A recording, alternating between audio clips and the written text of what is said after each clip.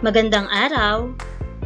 Muli, ako si Teacher Karen, ang inyong makakasama sa panibago nating aralin sa Araling Panlipunan 1, Quarter 3, Week 1 and 2. Ang ating pag-aaralan para sa araw na ito ay ang Aralin 1, ang sarili naming paaralan.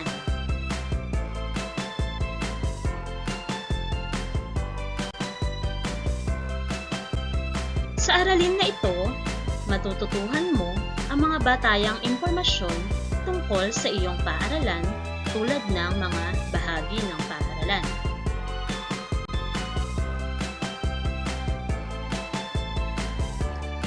Nakikita nyo ba ang nasa larawan? Ano sa tingin nyo ang tawag sa nasa larawan? Magaling! Ang nasa larawan ay tinatawag na paaralan. Alam nyo ba ang pangalan ng paaralan na inyong pinapasukan? Magaling! Ang paaralan na inyong pinapasukan ay ang Southville HC Elementary School. Kaya lang, dahil po sa kinaharap na pandemya ng ating bansa, sa pagdating ni King COVID o yung COVID-19, tayo po ay hindi pinapayagan na magkaroon ng face-to-face classes o hindi tayo pinapayagan na pumasok sa paaralan dahil nakakatakot na mahawa tayo ng nakahawang sakit na COVID.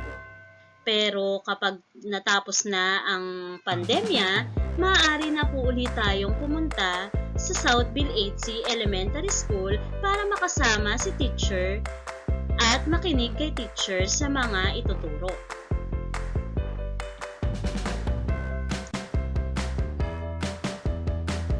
Ang paaralan ay isang lugar kung saan ang mga mag-aaral na tulad mo ay nag-aaral. Dito ay matututuhan mong magbasa, magsulat, at magbilang.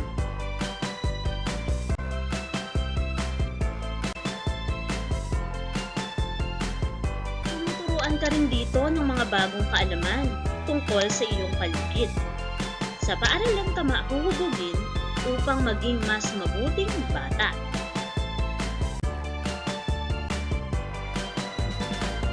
Ang paaralan ay may iba't ibang bahagi. May idea ba kayo tungkol sa iba't ibang bahagi ng paaralan? Sama-sama nating alamin at tukuyin ang iba't ibang bahagi ng paaralan.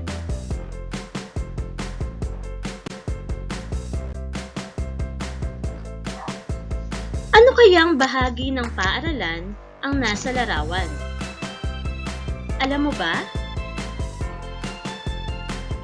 Magaling! Ang nasa larawan ay silid-aralan. Ito ay bahagi ng paaralan kung saan tinuturuan at nag-aaral ang mga mag-aaral na tulad mo. Ano-ano ang iyong makikita sa silid-aralan? Magaling! Nakikita mo na nandyan si teacher na nagtuturo sa mga bata. Ano pa? Mahusay!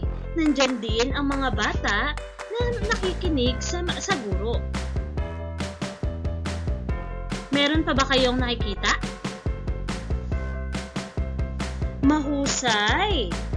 Nakikita nyo dyan ang blackboard na ginagamit ni teacher sa pagtuturo sa inyo.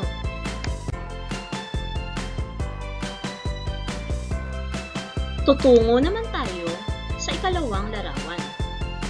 Alam mo ba kung ano ang tawag sa ikalawang larawan? Magaling!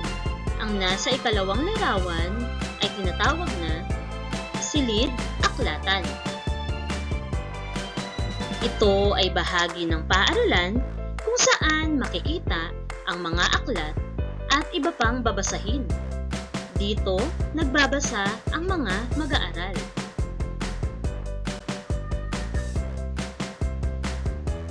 Ito naman ang ikatlong larawan.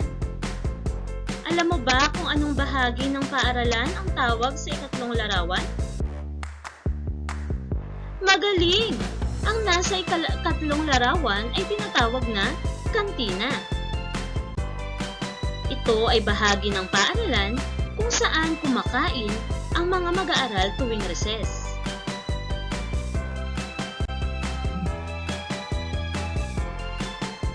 Ano naman ang nasa sunod na larawan? Alam mo ba?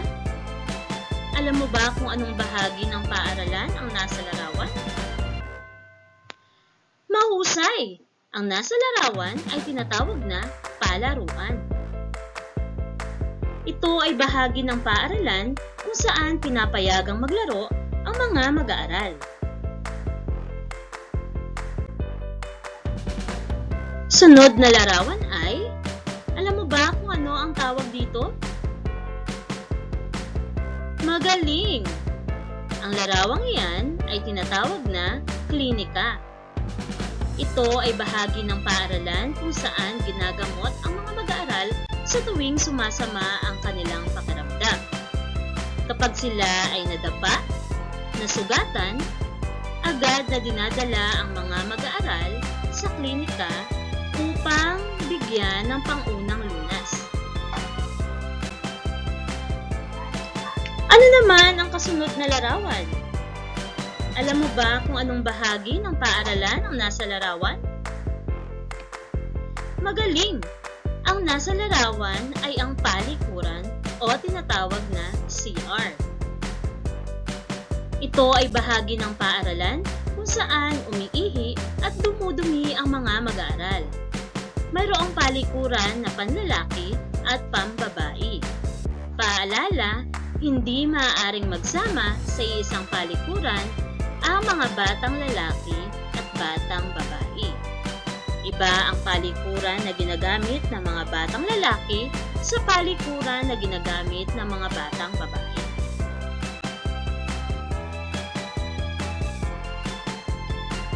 Halina't muling alamin ang mga bahagi ng paaralan. Una ay ang silid-aralan. Magaling! Ikalawa, silid-aklatan. Mahusay! Ikatlo, kantina. Ikaapat, palaruan. Ikalima, klinika. At ang panghuli ay ang palikuran. Napakahusay!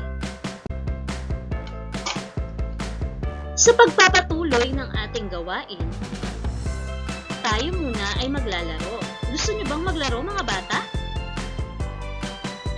Okay, dahil gusto niyo maglaro, maglalaro tayo ng pick a door. Pagmasdan niyo ang mga pintuan, meron tayong ilang pintuan. Bilangin nga natin. 1, 2, 3, 4, 5. Meron tayong 5 pintuan. Pipili kayo ng pinto na gusto nyong buksan at sasagutin ang mga katanungan sa bawat pintong mabubuksan. Handa na ba kayo? Okay, simulan na natin. Handa na ba kayong isa-isang buksan ang bawat pintuan? Okay, kung handa na kayo, atin ang simulan ang larong Pick a Door. Ang unang pinto na ating bubuksan ay ang pintong kulay green.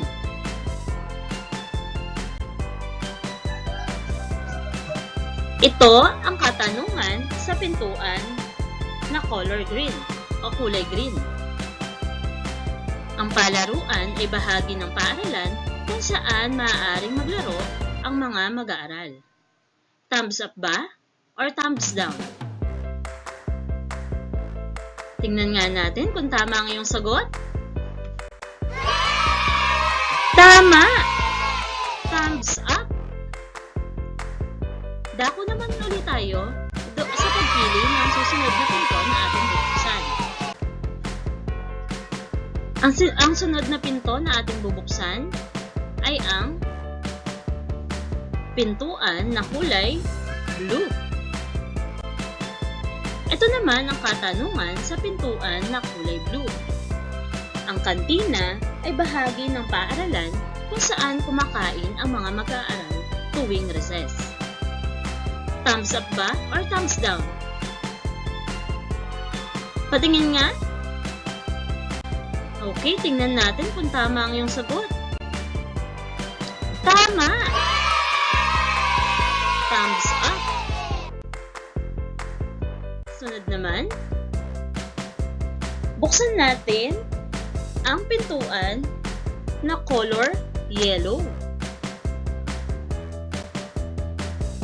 Ito naman ang katanungan para sa pintuan na color yellow. Sa palaruan, makikita ang mga aklat at iba pang babasahin. Dito, nagbabasa ang mga mag-aaral. Thumbs up ba or thumbs down? Tingnan nga natin.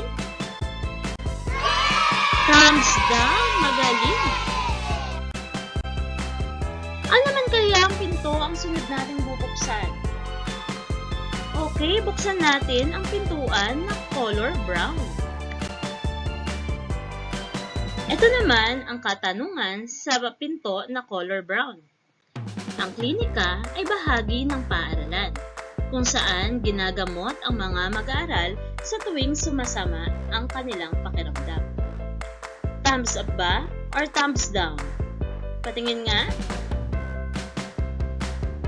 Okay, alamin natin kung tama ang iyong kasagutan. Thumbs up! Magaling! Ano pa bang pinto ang hindi natin nabubuksan? Okay, ang pintuan na kulay violet. Buksan natin ang pintuan na kulay violet. Ang palikuran ay bahagi ng paaralan kung saan umiihi at dumudumi ang mga mag-aaral. Thumbs up ba or thumbs down? Tingnan nga natin. Okay, ang tamang sagot ay thumbs up. Mahusay. Nag-enjoy ba kayo mga bata? Mukha nga. Mukhang nag-enjoy kayo sa ating nilarong Pick a Door. Tutungo naman tayo sa susunod nating gawain. Maghanda kayo ng lapis at papel na inyong gagamitin para sa ating susunod na gawain. Isulat ang inyong pangalan at lagyan ng bilang 1 hanggang 5. Handa na ba kayo? Okay. Para sa panuto sa ating sunod na gawain, sagutin ang mga sumusunod na tanong at isulat ang titik ng tamang sagot. Paalala, titik lamang po ang ilalagay o isasagot. Okay. Lahat ng lapis ay itutok sa bilang 1 para sa unang katanungan. Okay, number 1. Oras ng recess. Anong bahagi ng paaralan ang dapat puntahan ng mga bata? Uulitin ko, oras ng recess, anong bahagi ng paaralan ang dapat puntahan ng mga bata? Letter A, palaruan. Letter B, kantina. O letter C, silid-aklatan. Letter A, palaruan. Letter B, kantina. Letter C, silid-aklatan. Isulat ang titik ng tamang sagot. Okay, pencils up nga po. Pakitaas na ang mga lapis kung tapos na. Itutok naman ang lapis sa bilang 2 para sa ikalawang bilang na ating sasagutan. Okay, babasahin ko na po ulit. Nagpapasama ang iyong kaklase na umihi. Anong bahagi ng paaralan ang dapat niyong puntahan? Uulitin ko, nagpapasama ang iyong kaklase na umihi. Anong bahagi ng paaralan ang dapat niyong puntahan? Letter A, palaruan ba? Letter B, kantina? O letter C, palikuran? Isulat ang titik ng tamang sagot. Pencils up kung tapos na. Okay. Dumako naman tayo sa bilang 3. Para sa bilang 3, ito ang katanungan. Sa inyong paglalaro ay hindi inaasahang nadapa ang iyong kaklase. Saan kayo dapat pumunta? Uulitin ko, sa inyong paglalaro ay hindi inaasahang nadapa ang iyong kaklase. Saan kayo dapat pumunta? Letter A, sa klinika ba? Letter B, sa kantina? O letter C, sa silid-aklatan? Isulat ang titik ng tamang sagot. Okay, pencils up kung tapos na. Para naman sa bilang 4, babasahin ko po ang katanungan. Nais mong manghiram ng aklat. Saan ka dapat pumunta? Uulitin ko. Nais mong manghiram ng aklat. Saan ka dapat pumunta? Letter A, sa silid-aklatan. Letter B, sa palikuran. O letter C, sa kantina. Isulat ang titik ng tamang sagot. Okay. Para naman po sa bilang 5, ito po ang katanungan. Ito ay bahagi ng paaralan kung saan nagsusulat, nagbabasa, at nagbibilang ang mga bata. Ito ay bahagi ng paaralan kung saan nagsusulat, nagbabasa, at nagbibilang ang mga bata. Letter A, sa silid-aralan ba? Letter B, sa kantina ba? O letter C, sa palaruan? Okay. Tapos na ba ang lahat? Magaling! Ngayon naman, ating aalamin kung tama ang inyong mga naging kasagutan. Para sa bilang 1,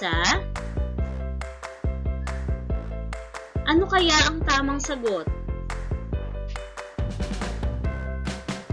Okay, titik B, sa kantina. Tama ba kayo? Magaling! Okay, para sa ikalawang bilang, ano kaya ang tamang sagot?